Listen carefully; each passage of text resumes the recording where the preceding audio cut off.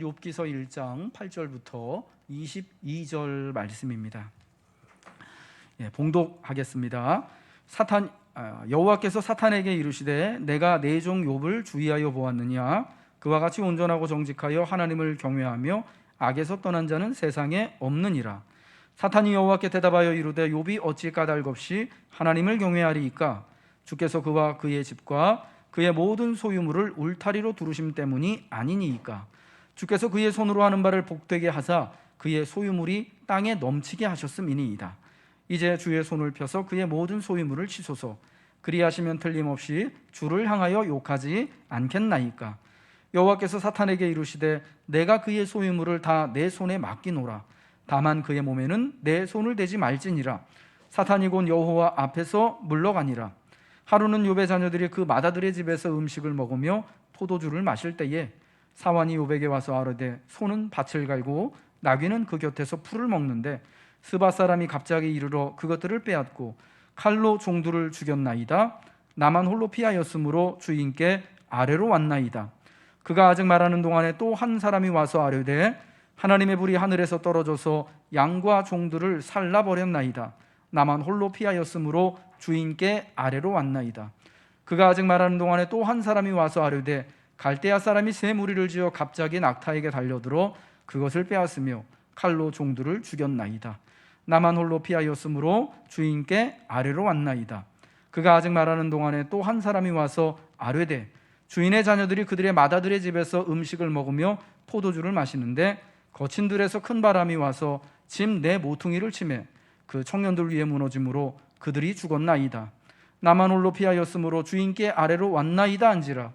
욥이 일어나 겉옷을 찢고 머리털을 밀고 땅에 엎드려 예배하며 이르되 내가 모태에서 알몸으로 나와 싸운즉 또한 알몸이 그리로 돌아가올지라. 주신 이도 여호와시오 거두신 이도 여호와시오니 여호와의 이름이 찬송을 받으실지니이다 하고 이 모든 일에 욥이 범죄하지 아니하고 하나님을 향하여 원망하지 아니하니라.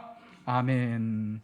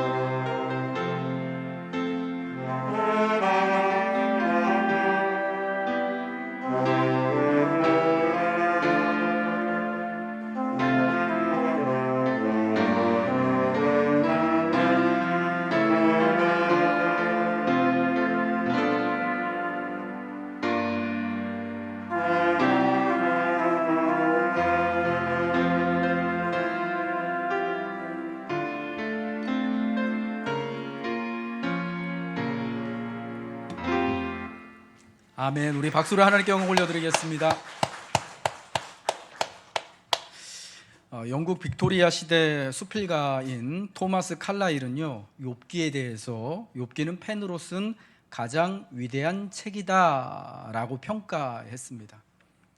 사람이 또 하나님의 지혜의 말씀을 평가한다라는 것 자체가 사실은 아주 우스운 것 같은데, 그만큼 욥기를 굉장히 높이 인정하고 있는 거죠. 모든 시대의 언어로 된 작품 가운데 가장 훌륭한 시로 많은 세월을 걸쳐서 특별히 많은 사람들에게 사랑받고 인정을 받는 것입니다. 여러분, 그 이유가 무엇일까? 인생에 깨달을 수도 없고 까닭도 없는 고통 가운데 살아가는 인간의 모습을요, 욥기는 솔직하고 정직하게 보여주기 있기 때문이다라고 생각합니다. 가장 견디기 힘든 순간과 상황에서 인생의 진가, 그러니까 인생의 지혜가 고통 중에 발현되고 고난 가운데도 하나님을 경외하고 하나님을 예배하는 것을 잃지 않는 그 믿음이 발견됨을 보여주고 있기 때문에 욥기가 펜으로 쓴 가장 위대한 책이 되어주고 모든 시대의 언어로 된 작품 가운데 가장 훌륭한 시로 평가되는 것이죠. 욥기의 처음은 가장 행복한 사람, 가장 완전한 사람, 가장 훌륭한 사람이었던 욥이 어느 날 한꺼번에 경험하게 된 지옥 같던 시험과 고통을 만나게 되었음을 말씀합니다. 인생에는 알 수 없는 고난과 시험이 예기치 않은 날 찾아오게 되죠.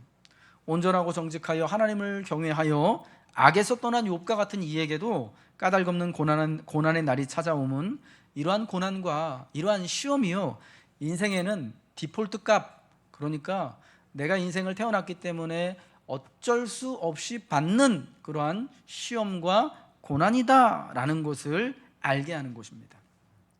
오늘 욥이 시험당한 이야기를 통하여서요, 우리는 인생에 당하는 시험에는 특별히 세 가지 종류의 시험이 있다라는 것을 먼저 배우게 됩니다.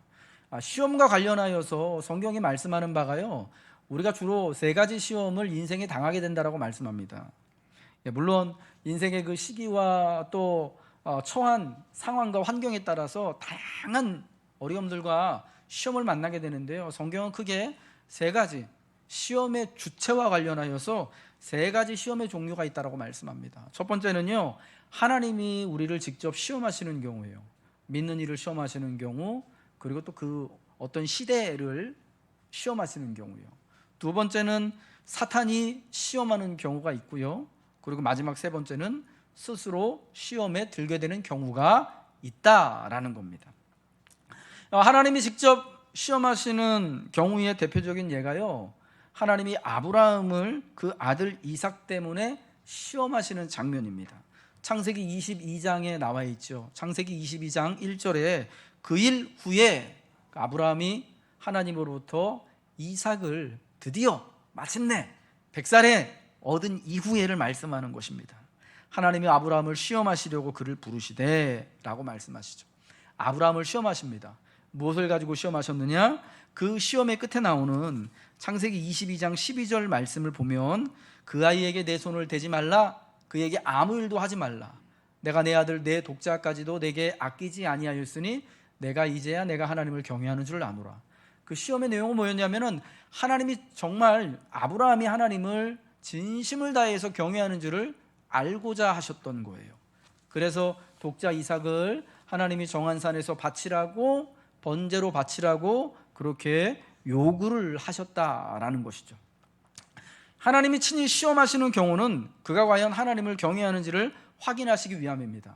하나님이 그를 어여삐 여기셔서 축복으로 준 그 복보다, 그 100살에 얻은 귀한 아들보다, 하나님이 나에게 허락해 주신 모든 각양 좋은 은사와 선물보다 과연 내가 더 하나님을 기뻐하고 더 귀히 여기고 사랑하고 경외하는지를 보시기 위하여서 시험하시는 것입니다. 그러니까 시험으로 인생을 망하게 하는 것이 목적이 아닌 거예요. 시험 봐서 똑 떨어뜨리려고 하는 목적이 아니라 도리어 살리고 복되게 하기 위하여서 하나님 앞에서 영원토록 살며 기뻐하도록 하기 위하여서 하나님은요, 우리를 시험하실 때가 있는 것입니다. 그래서 야고보서 1장 12절에는요 시험을 참는 자가 복이 있다라고 말씀하시면서, 왜냐? 자기를 사랑하는 자들에게 약속하신 생명의 면류관을 얻게 하시기 위해서 하나님이 우리를 시험하신다라고 말씀하는 거예요. 하나님을 경외하는지를 알아보시기 위해서, 하나님이 우리에게 주실 생명의 면류관을 얻게 하시기 위하여서 시험하시는 것입니다. 두 번째, 사단이 시험하는 경우는요 하나님의 허락을 얻을 경우에 한해서 우리를 그렇게 시험한다라고 성경은 말씀합니다. 사탄은요 하나님이 허락하시지 않는다면 우리를 어느 경우에도 시험할 수 없습니다. 위협할 수 없습니다. 욥의 경우가 그러하지요. 사단은 이제 주의 손을 펴서 그의 모든 소유물을 치소서, 그리하시면 틀림없이 주를 향하여 욕하지 않겠습니까? 하며 하나님의 허락, 욥을 시험하기 위해서 하나님의 허락을 먼저 구하는 것입니다. 여러분, 이 경우 사탄이 시험하는 목적은 사람을 하나님 앞에서 망가뜨리기 위함입니다. 사람으로 하여금 하나님으로부터 멀어져서 하나님을 욕하고 비난하게 돼서 은혜의 자리, 구원의 자리에서 멀어지게 하려는 것이 사탄의 목적입니다. 여러분, 그러함에도 사단이 우는 사자와 같이, 성경에 의하면, 베드로 사도에 의하면 우는 사자와 같이 그 삼킬 자를 또 찾기 위하여서 두루 돌아다니지만 하나님이 그 사탄의 목줄을 꽉 잡고 계시는 거예요. 그래서 위협하지만 해를, 우리의 생명을 어찌할 수는 없게 되는 것입니다. 로마서 8장 1절 말씀에는요, 그러므로 이제 예수 그리스도 안에 있는 자에게는 결코 정죄함이 없나니 이는 그리스도 예수 안에 있는 생명의 성령의 법이 죄와 사망의 법에서 너를 해방하였음이라 라고 말씀하고 있습니다. 그리스도 예수 안에 있는 자, 믿는 자에게는요 이제는 더 이상 정죄함이 없다라는 것입니다. 여러분, 이 말씀 우리가 잘 들어야 되는 겁니다. 정죄는요 누가 하는 거냐면요, 사단이 하나님 앞에서 욥에게 욥을 행하여서 그랬던 것처럼 사탄이 하는 거예요. 사탄이 참소하는 자 아닙니까? 반대하는 자 아닙니까? 하나님, 이 사람은 죄인입니다, 유죄입니다, 죽어 마땅합니다, 하나님이 그렇게 많은 소유를 주시고 복되시니까 하나님 섬기는 거 아닙니까? 라고 고발하는 거예요. 그런데 이제 예수 그리스도 안에 있는 자에게는 이런 사탄의 정죄가, 이런 사탄의 참소가 먹히지 않는다라는 것입니다. 왜냐? 우리의 모든 죄값을요 하나님께서 그리스도 예수 안에서, 예수께서 십자가에서 달려 돌아가심으로 모든 그 죄를 이미 다 죄값을 지불하셨기 때문에 더는 하나님은 정죄하지도 않으시고 더는 우리가 죄인이라 여기시지 않으신다라는 것입니다. 여러분, 그래서요 사탄은 더 이상 우리를 해할 수 없고 정죄할 수 없습니다. 하나님이 사탄의 목줄을 이렇게 푹 잡고 계시기 때문에요 우리를 향하여서 달려들 수 없습니다. 위협은 가할 수 있지만 해할 수 없다는 사실을 기억하시기 바랍니다. 세 번째, 우리가 스스로 시험에 들게 되는 경우인데요, 이 경우에는 우리가 스스로 자기 욕심에 이끌려서 시험을 받는다라고 성경은 말씀합니다. 야고보서 1장 14절과 15절의 말씀이죠. 우리 같이 한번 읽겠습니다. 시작. 오직 각 사람이 시험을 받는 것은 자기 욕심에 끌려 미혹됨이니 욕심이 잉태한즉 죄를 낳고 죄가 장성한즉 사망을 낳느니라. 아멘. 저는 이 세 가지 성경이 말하는 시험의 종류 가운데 이 세 번째를 특별히 주목해서 여러분에게 말씀드리고 싶습니다. 인간이 자기 욕심에 이끌려서 시험 받는 경우는 위 두 경우, 그러니까 하나님이 우리를 시험할 때나 사탄이 하나님의 허락을 받아서 나를 시험할 때 하는 경우가 조금 다릅니다. 그러나 우리가 받는 대부분의 시험은 어디에서 오느냐? 바로 우리가 스스로 시험에 드는 것에서부터 온다라는 겁니다. 자기 욕심에 끌려서요. 내가 특별히 욕심나는, 내 눈이 좀 머는 그런 부분들이 있잖아요. 어떤 사람은 그게 물질이 될 수도 있고, 어떤 사람은 그게 정욕이 될 수도 있고, 어떤 사람은 그게 명예욕이 될 수도 있고, 어떤 사람은 그게 땅이 될 수도 있고, 어떤 사람은 자식이 될 수도 있는, 각자 자기 욕심껏, 자기가 열등하다고 생각하는 그 부분에 자기가 욕심을 내어야 된다는 그 부분에 거기에 걸려 넘어져 가지고 스스로 시험에 들게 되는 거예요. 이게 사실은 제일 중요하고 제일 빈번하고 우리가 지금 성경을 통하여 다루어야 되는 이 시험의 종류에 관해서 우리가 제일 좀 눈여겨봐야 되는 그런 부분인 거예요. 왜 그러냐? 여러분, 하나님께 직접 시험을 받을 때나 하나님의 통제 아래 사단이 우리를 위협하고 시험할 때는 하나님께서 어떻게 하실까요? 하나님이요, 시험당하는 자를 도우시는 거예요. 아브라함의 경우처럼, 욥의 경우처럼 그 시험이 상당한 고난과 까닭 없는, 그러니까 인간 편에서는 내가 왜 이런 시험을 당하는지 욥이 전혀 알지 못하잖아요. 하늘에서 어느 날 하나님 앞에서 천상회의가 벌어졌어요. 그 앞에 이 사단이 와가지고 2번이나 하나님 앞에 욥을 고발해요. 그 일을 이 땅에 살고 있는 욥은 몰라요? 우리는 몰라요. 그러니까 까닭 없이, 죄 지은 것도 없이, 이유도 없이 알 수 없는 이 엄청난 고난을 당하게 됩니다. 그러니까 우리 입장에서는, 시험을 당하는 욥의 입장에서는, 시험을 당하는 사람의 입장에서는 그래요. 그런데 그런 것처럼 보일지라도 그런 경우에는요, 하나님이 그 시험을 감당할 수 있도록 인내하게 하시고 이길 힘을 주시고 수단을 주시는 거예요. 창세기 22장에서 아브라함이 이삭을 번제로 바치는 제물을 번제로 이제 드려야 되는 시험을 받게 됐을 때, 마음이 급하니까 말이 막 헷갈리네요. 하나님이요, 그 하나님이 정하신 그 산에 이삭 말고요, 또 이삭을 대신하여서 대속의 희생양으로 번제로 드릴 양을 미리 준비를 해 놓으셨잖아요. 그래서 하나님의 사자가 급하게 아브라함이 이삭을 죽이려고 해하려고 하는 그때에, 칼을 들고 막 찌르려고 하는 그때에 하나님의 사자가 아브라함을 부르지 않습니까? 아브라함아, 아브라함아, 이제야 내가 드디어 하나님을 경외하는 줄, 내 아들 내 독자 이삭보다 나를 더 경외하는 줄 내가 알았다. 그 아이에게 손대지 말라 하시지 않습니까? 그리고 정신을 차리고 아브라함이 눈을 들어보니까 그 풀숲에 양 한 마리가 이렇게 걸려 있지 않습니까? 여러분, 그 양은 언제부터 거기 있었을까요? 아마 아브라함이 이삭을 데리고 하나님이 정하신 그 산에 올라가서 이삭을 다 결박하고 죽이려고 하는 그 순간부터 이미 거기 그 양을 하나님이요 마련하고 준비하고 계셨던 거예요. 이삭을 대신해서 받기 위하여서요. 여러분, 욥의 경우도 그런 것 아니겠습니까? 하나님이요 사단에게 욥을 시험할 것을, 그의 소유를 다 빼앗고, 2번째로는 그의 몸을 상하게 하여서 이 머리부터 저 발끝까지 종기가 다 나가지고, 요즘식으로 하면요 그게 사실은 문둥병자 되는 거거든요. 하나님께, 그 옛날에는 문둥병이 몸에 이렇게 뭐가 피부에 막 문제가 생기는 게 하나님께 저주를 받은 사람들이 걸리는 병이잖아요. 그런 병이 나게 하면서도 또한 동시에 하나님이 어떻게 하십니까? 그의 몸에는 손대지 말라라고 첫 번째는 그러시고, 2번째 시험에서는 그의 생명은 해하지 말라라고 이렇게 제한을 두시지 않습니까? 그러니까 우리가 볼 때는 정말 그 엄청나게 말도 안 되는, 야, 저런 시험 받으면 나는 정말 죽을 수밖에 없을 것 같은 그 시험을 당한다면 나는 도저히 감당할 수 없을 것 같은데 하는 그 시험을 견뎌내게 하는 거예요. 이겨내게 하는 거예요. 아브라함이 여러분 이삭을 그렇게 대신하여서 드릴 수 있었던 것도, 욥이 사단으로부터 오는 이 모든 시험 가운데서도 입으로 범죄하지 아니하고 여전히 그 망한 그 자리에서 하나님을 예배할 수 있었던 것은 하나님이 그를 붙잡아 주셨기 때문 아니겠습니까?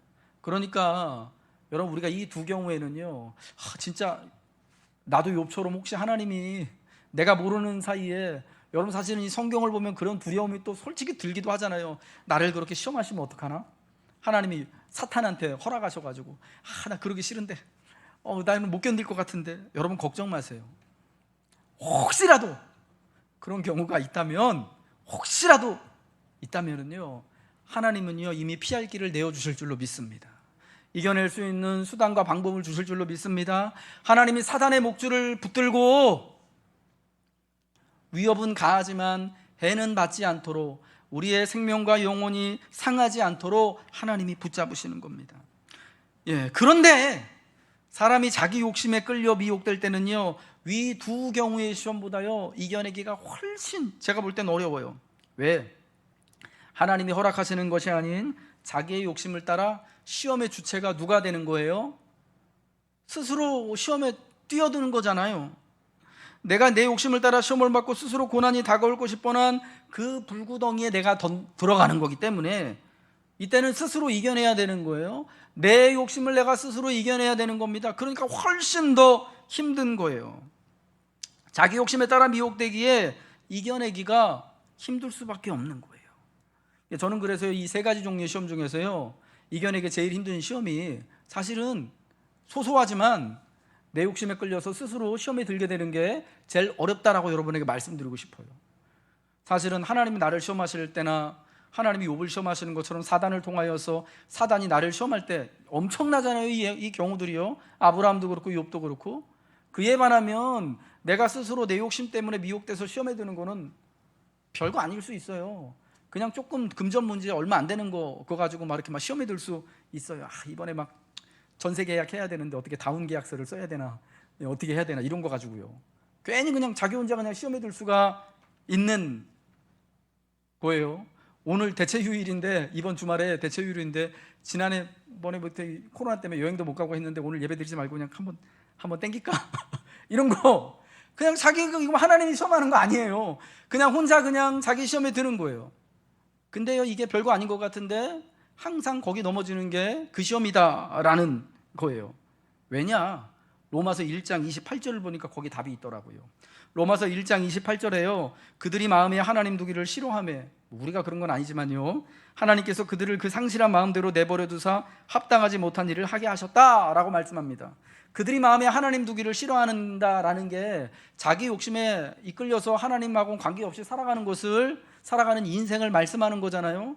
그러니까 마음에 하나님 두기를 싫어하는 자기 욕심에 스스로 이제 우리가 미혹되는 그 순간 내 마음에 하나님 두기를 싫어하게 되는 건데, 그때 스스로 시험에 들게 되는 거예요. 여러분, 그때는 어떻게 한다고요? 하나님이 그 사람을 그 상실한 마음대로 내버려 두시는 거예요.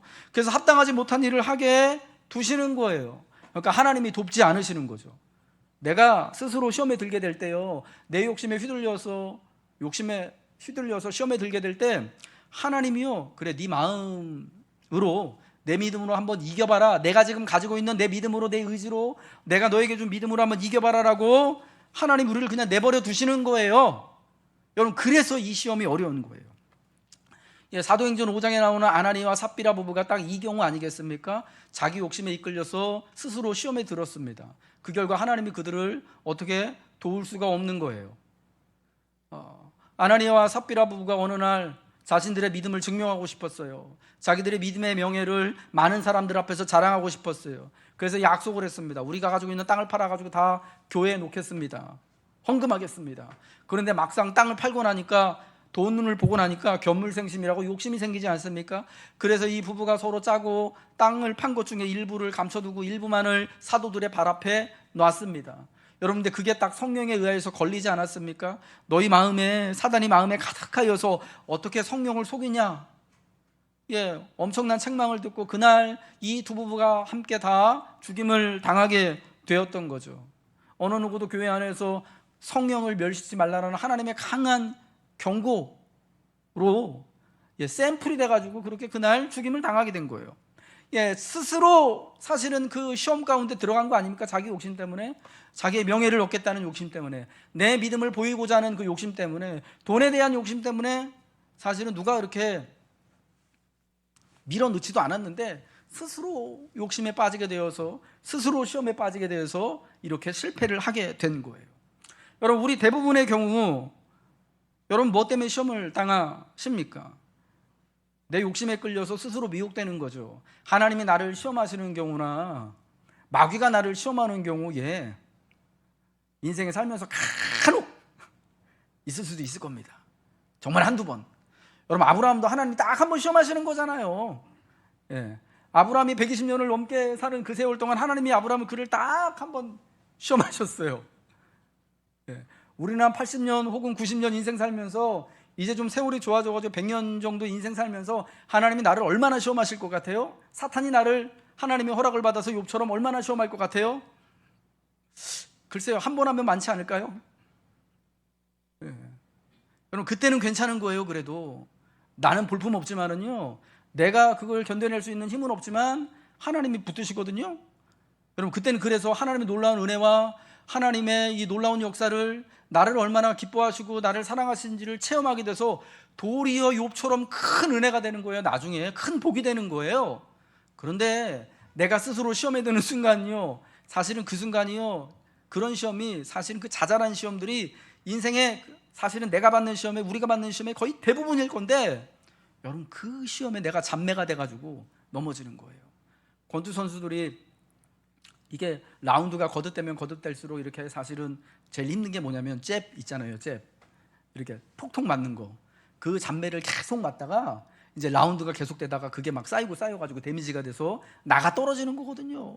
한 방에 가는 게 아니에요. 물론 그런 경우도 있겠지만은, 우리가 받는 시험도 여러분 사실은 그런 거다라는 거죠.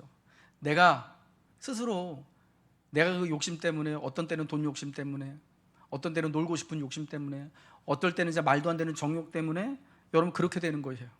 여러분 그래서 정말 우리가 지켜야 되는 건 뭐냐? 우리의 마음을 지키는 것이 급선무인 거예요. 먼저가 돼야 되는 거예요.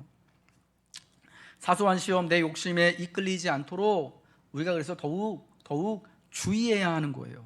성도가 정말 신경 써야 하는 시험은 바로 내가 스스로 받는 시험. 여러분, 저나 여러분이나 늘 자주 시험 받는 그 부분, 그거 진짜 신경 써야 한다는 것을 여러분 꼭 기억하시기 바랍니다.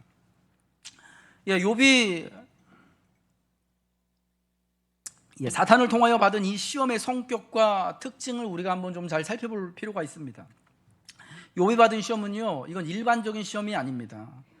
너무나 사실 우리가 볼 때는 극단적인 시험이다라는 겁니다.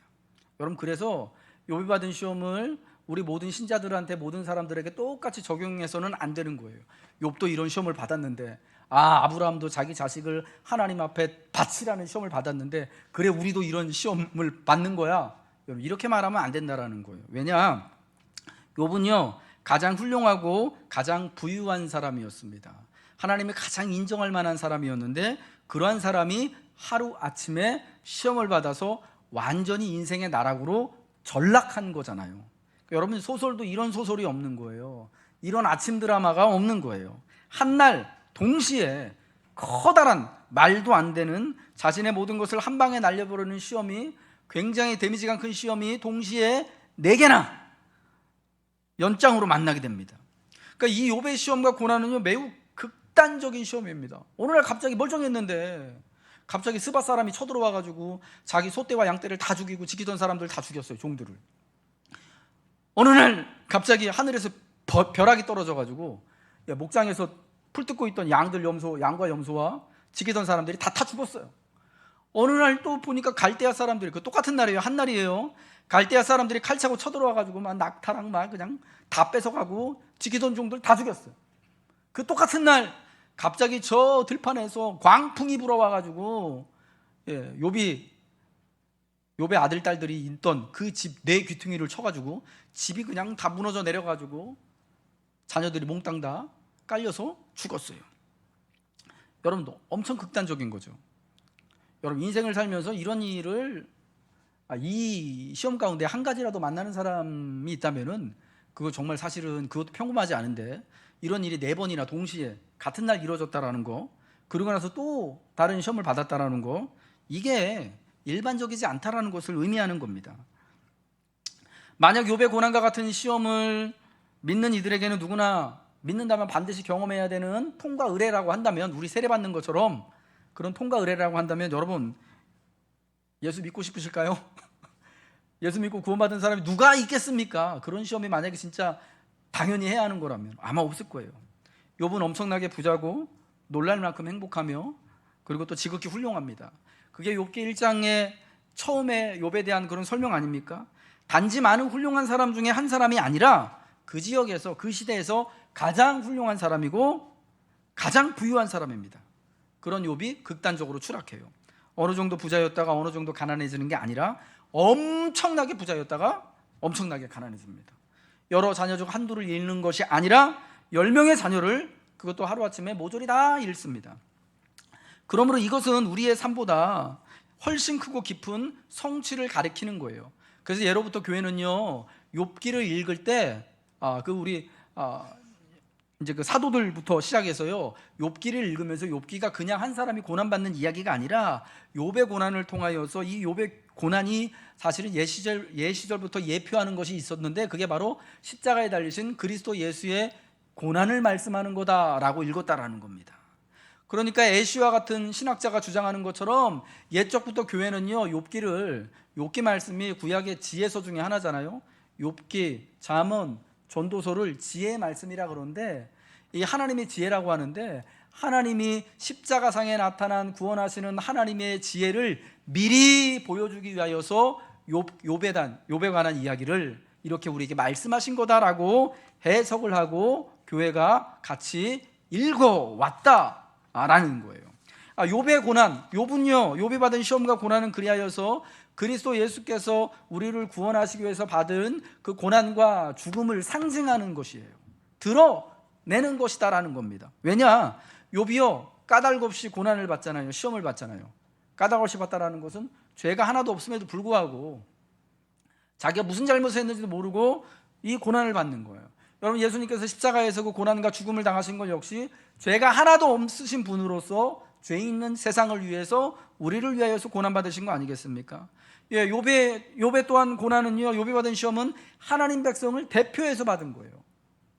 하나님 믿는 백성들에게는 비록 하나님이 이렇게 소유를 주셔서 하나님을 믿는 것이 아니라 고난 가운데서도 하나님을 경외하고 예배하는 것이다, 고난 중에 하나님을 붙들고 있는 것이다라는 것을 욥의 경우를 통하여서 하나님의 백성들에게 보여주는 거 아닙니까? 여러분, 그래서 욥은 고난받는 하나님의 백성을 대표해요. 십자가에서 예수님이 정확히 고난받는 하나님의 자녀들을 대신하셨어요. 예, 마지막으로요, 욥기를 통해서는 구원하신 하나님의 지혜가 드러납니다. 욥의 그 탄식하는 말을 통하여서 훗날 이제 하나님께서 욥과 친구들의 말이 다 끝난 다음에 나타나셔서 하시는 말씀을 통하여서 하나님의 지혜가, 이 극심한 고난과 탄식과 죽기를 바라는 사람의 그 모습을 통하여서 하나님의 구원하시는 지혜와 인생의 경륜이, 하나님의 비밀이 드러나는데, 여러분, 십자가 위에서 예수님이 고난받고 죽으심으로 말미암아서 죄인된 우리를 구원하시고 우리를 구속하시기 위한 하나님의 영광과 지혜가 십자가를 통하여서 드러나는 것 아니겠습니까? 그 세상 사람들이 볼 때는 십자가의 도가 미련한 것처럼 보이지만 구원받은 우리에게는 하나님의 지혜와 하나님의 권능이 된다라고 그래서 성경이 말씀하는 거잖아요. 여러분, 그래서 성도는요, 욥기의 이 말씀, 욥기 1장부터 42장까지의 긴 말씀을 보면서 그리스도 예수를 묵상할 수 있어야 합니다. 그리스도 예수께서 고난받으신 그 십자가의 고난과 죽음을 보면서 이것이 나를 위한 것임을 깨닫고 감사하며 하나님의 지혜를 높이는 하나님의 성도들이 되어야 한다라는 것입니다. 이제 마지막으로요, 과연 그럼 하나님은 이러한 시험을 통하여서 하나님이 뜻하신 바는 무엇인가라는 것을 우리는 질문하게 됩니다. 하나님은 과연 이 시험을 하나님께서 허락하시는 목적, 하나님의 의도는 무엇일까? 저는 성경을 보면서 두 가지를 말씀드리고 싶습니다. 첫 번째는 인내하는 자를 하나님께서, 그러니까 고난받고 시험받는 자를 복되게 여기시기 위함이다라는 겁니다. 어떻게요? 인내하는 자를 복되게 여기시기 위해서. 우리 야고보서 5장 11절의 말씀을 한번 읽겠습니다. 시작. 보라, 인내하는 자를 우리가 복되다 하나니 너희가 욥의 인내를 들었고 주께서 주신 결말을 보았거니와 주는 가장 자비하시고 긍휼히 여기시는 이시니라. 아멘. 제가 앞서 말씀드렸지만 이제 그리스도 예수로 말미암아 교회가 욥기를 어떻게 보았다고요? 구원하시는 하나님의 지혜로 보았고, 욥이 당하는 고통과 그 시험을 통하여서 십자가에 달려 돌아가신 그리스도 예수를 바라보게 됐다라고 말씀했지 않았습니까? 여러분, 그와 같은 이 은혜와 깨달음을 통하여서 교회는요, 특별히 이 야고보 사도는, 예수님의 동생이었던 야고보 사도는 그렇게 말하는 거예요. 인내하는 자를 우리가 복되다 하였나니 너희가 욥의 인내를 들었고, 하나님이 욥의 인내를 통하여서 욥을 복되게 하신 것처럼 이제 그리스도의 십자가를 바라보며 그 자신의 십자가를 지고 주를 따라가는 자들의 그 인내함을 보며 하나님이 역시 우리 또한 복되게 하실 것입니다 라고 선포하는 거예요. 인내하는 자를 복되게 하시기 위하여서 하나님은요, 이와 같은 인생의 시험들을 우리에게 주시는 것입니다. 두 번째로 욥기 23장 10절에 나와 있는 것처럼 우리를 정금처럼 나오게 하시기 위하여서입니다. 23장 10절 말씀 같이 읽겠습니다. 시작. 내가 가는 길을 그가 아시나니 그가 나를 단련하신 후에 내가 순금같이 되어 나오리라. 내가 순금같이 되어 나오리라. 내가 정금같이 되어 나오리라. 욥기 전체 말씀 중에서 가장 핵심적인 말씀이다라고 저는 그렇게 붙들고 있습니다. 이게 욥의 입을 통하여서 된 고백입니다. 그런데 욥이 여전히 제 가운데 앉아서 고통 가운데 친구들하고 논쟁하면서 이 친구들의 모든 비난과 정죄의 말을 다 들으면서도 여전히 죽기를 간구하는 그런 고통 가운데 한 말인 거예요. 하나님이 이제 다 나타나셔가지고 네가 옳다라고 하시고 너를 다시금 복되게 할게라고 한 이후가 아니라 여전히 하나님의 뜻과 하나님의 말씀이 가리워진 상태에서 여전히 친구들로부터 극심한 그런 비난과 정죄함을 당하고 여전히 자기의 소유가 다 없어진 상태, 끊어진 상태에서 죽기를 바라는 그 사람이 하는 말이다라는 거예요. 그가 내가 가는 길을 오직 그가 아시나니, 그가 나를 단련하신 후에 자기가 지금 당하고 있는 이 고난, 죽기를 바랄 수밖에 없는 이 고난이 하나님이 나를 단련하시는 것으로 보고 후에 내가 순금처럼, 내가 불순물이 하나도 없는 정금과 같이 되어 나올 것을 고백하는 거예요. 여러분, 이것이 하나님이 시험을 통하여서 욥에게 주시고자 하시는 바입니다. 우리가 여러 가지 또 시험을 당하였을 때 하나님이 그 시험을 통하여서 우리에게 허락하시기를 원하시는 바인 거예요. 욥이 순금같이 되어 나와야 하는 부분은 그의 인격이죠. 그의 믿음입니다. 그리고 그의 지혜입니다. 그리하여 욥으로 말미암아 그의 친구들과 세상이 인생에 대해, 세상과 악에 대해 더 큰 지혜와 경험을 배우도록 하는 것이죠. 훗날 교회가 욥을 보면서 그리스도 예수의 고난과 죽음과 십자가를 묵상하며 그 십자가에 드러난 하나님의 구원하시는 놀라운 지혜와 경륜을 보게 하는 거예요. 여러분, 그러니까 욥 한 사람으로 말미암아, 욥 한 사람이 정금과 같이 되어 나옴으로 말미암아서 그와 함께 많은 논쟁을 벌였던 친구들이, 그리고 그 무수한 시대에 수많은 사람들이 인생에 대한 지혜를 배웁니다. 이제 그리스도 예수로 말미암아 세워진 교회가 욥을 보며 그리스도의 십자가를 보며 하나님의 지혜와 하나님의 경륜과 하나님의 구원을 목도하게 되는 겁니다. 여러분, 그러니까 이게 참 놀라운 일이 뭐냐, 한 사람이 고난 가운데 인내했던 결과, 한 사람이 그 인내함을 통하여 복을 누리고 그 인내함을 통하여 단련함을 통하여서 정금같이 되어진 결과, 그 사람만 복을 받고 그 사람만 유익하게 되는 것이 아니라 그 놀라운 유익과 복이 욥뿐만 아니라 욥의 친구들이 같이 누리게 되고, 우리가 순금과 같이 됨으로 말미암아서 내가 그래서 내 인격이 변하고 내 믿음이 변하고 내 지혜가 더욱 깊어짐으로 말미암아서 나랑 같이 살고 있는 아내가 복을 받고 남편이 복을 받고 옆에 있는 사람들이 함께 복을 누리게 되는 것, 이게 하나님 은혜의 커다란 특징인 거예요. 여러분, 우리가 믿는 하나님의 은혜와 하나님의 은혜의 놀라운 특징은 뭐냐면요, 이거예요. 이 복을 받은 그 사람만 좋고 그 사람만 유익된 게 아니라요, 옆에 있는 주변 사람들도 이 사람이 복 받은 것 때문에 다 같이 그 복을 누리게 되는 것이 하나님의 은혜의 커다란 특징임을 믿으시기 바랍니다. 여러분, 그래서 우리가 오늘날 이제 다시금 우리가 갖는 여러 가지 시련과 고난을 통하여서 하나님의 축복과 은혜와 또 하나님의 복을 받기를 빌면서 여러분, 어떤 사모함을 가져야 되느냐, 하나님 이 일을 통하여서 내가 인내함으로 복을 누리고 내가 순금같이 되는 것으로만 끝이는 것이 아니라 내가 복이 되고 내가 정금이 되어져서 내 옆에 있는 아내와 우리 가족이, 우리 옆에 있는 사람들이 이 시대가 같이 유익을 누리게 해주세요라는 소망이 우리에게 있어야 한다는 거예요. 아멘이시죠? 내가 살아가는 세월들, 당하는 크고 작은 시련들은 나를 연단할 뿐만 아니라 같은 세월을 살아가는 이들에게 역시 그 유익을 누리게 하는 귀하고 귀한 일이 되는 거예요. 그래서 하나님의 지혜에 대해서 이제는 무지했던 욥의 친구들도 욥과의 그 이야기를 통하여서, 욥이 당한 시험을 통하여서 하나님의 지혜를 선명하게 깨달아 알고 다시금 하나님을 더욱 깊이 섬기며 살아갈 수 있는 놀라운 축복을 누리게 되는 거 아닙니까? 그러므로 성도는요, 나를 위해, 또한 내 가장 가까운 사람들을 위해, 이웃을 위해, 교회를 위해, 또 내가 살아가는 이 시대를 위해서 인내하며 정금과 같이 되기를 소망해야 할 줄로 믿으시기 바랍니다. 팬데믹의 시대를 살아가면서 흩어져 살 수밖에 없는 이때 하나님이 우리에게 원하시는 것, 여러분, 바로 이 두 가지 아니겠습니까? 팬데믹이라는 시련의 때를 통하여서 과연 그럼에도 불구하고, 흩어져 있어야 함에도 불구하고 여전히 우리가 하나님을 경외하며 하나님을 예배하는 자리에 있기를 하나님 바라보기를 원하시겠죠. 인내함으로 복을 받고 우리가 이와 같은 상황을 통하여 단련되어져서 순금과 같이 나와서 내게 유익이 되고 내게 복이 될 뿐만 아니라 함께 살아가고 수고하는 많은 사람들에게 그 유익과 은혜를 누릴 수 있는 존재로 바뀌는 것, 여러분, 이것이 오늘 우리에게 주기를 원하시는 하나님의 축복인 줄 믿습니다. 그러므로 하나님이 사랑하는 우리 녹원교회 교우 여러분들, 성도 여러분들, 우리에 당하는 이 모든 시험 가운데 하나님의 뜻하신 바 여러분 복을 누리시길 바랍니다. 순금과 같이 되어서 우리가 함께 유익을 누리며 함께 하나님의 은혜의 자리 가운데 하나님의 지혜 가운데 우리의 삶을 살아가시길 주님의 이름으로 축복합니다.